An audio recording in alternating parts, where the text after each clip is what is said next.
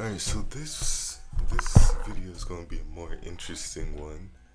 Uh, this is going to go over the this interesting like redstone flying machine thing that I found out today, or actually it was a few weeks ago, but I started using it today, and I found this by experimenting with flying machines. And here, let me just give an example of what I'm about to talk about first. Let's just place, and so as you can see, this is a useless flying machine. It does absolutely nothing, right? But as you can see, it has one module right here to extend it, and it's the copper bulbs and the slime. And we can push it back, of course, like any good flying machine. But once we push it back, we run into a problem. And this problem is, if we want to immediately push it back, like just manually, we can't, because it's not docked right.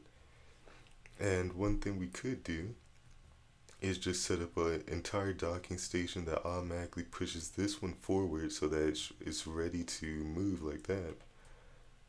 So, but that would require a bit of redstone, manual redstone, and it would be stationary, and that's not always ideal. So instead, you could opt for this approach that I'm about to show you. And this approach, I think, is actually not that bad.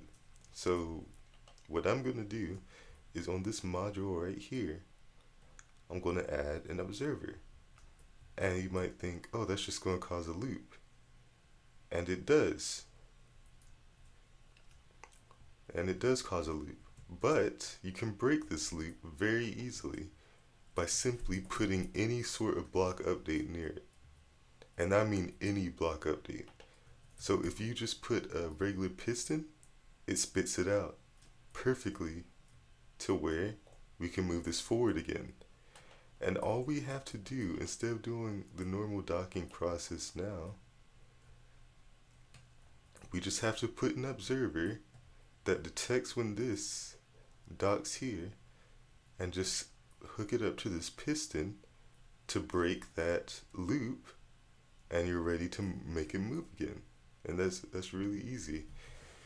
Oh, and just to show you that it can be broken by any block update, not just pistons, I can place a block on it and it'll block update it.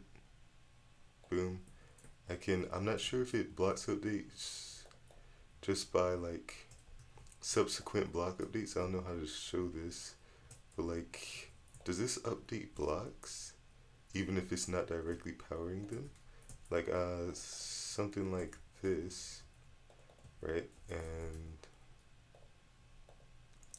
this isn't powering it, but would it update it? That's what I'm trying to figure out. No, it doesn't. Okay, that's interesting. Okay, so now we have the fundamentals of this. I'm going to put this into practice by actually doing what I'm trying to do. So we can put an observer right here, and all we have to do is just put it into this. It's just, we can just do this. This just test one of this, right? So it goes over here, we push it back, and now once it gets to the docking position, it should, nah, it's too fast that time. So it does need a bit of delay. So for that delay, we can just use the copper bulbs inbuilt like tick delay. Maybe this will be enough, and it might look a bit stylish too. So we can just do that, right? Yeah, that will work. Alright, let's just fix this real quick, and let's try it again.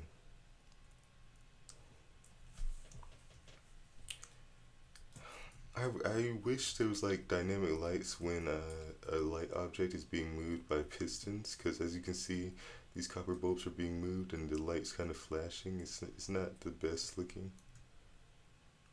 And no, this is still too slow. So what we can do, we need something with a delay, with a delay that will fix that. Okay, so we could just use a redstone repeater. That's my final like thing. And that's gonna be a little annoying, but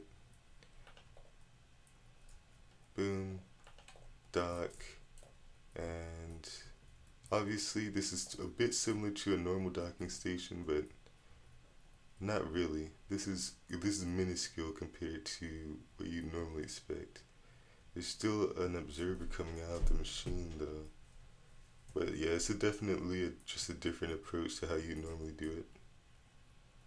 Okay, move this forward. Now let's set the time today, and once it pushes back, it should automatically undock itself. Hopefully.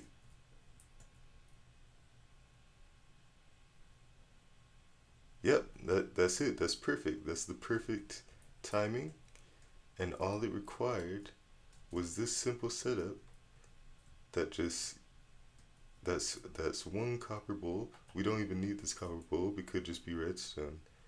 It could just be two redstone here and just a redstone repeater, and you're good to go. You're ready to relaunch.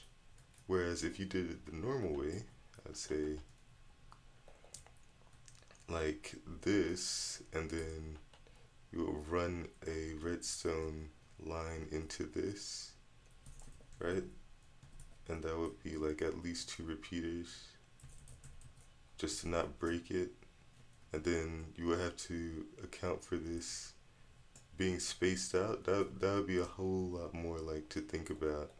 Whereas it just being nice and right here, just being simplifying the docking process. It looks nice, it looks clean, yeah, and it's automatic, and it's not much to worry about either.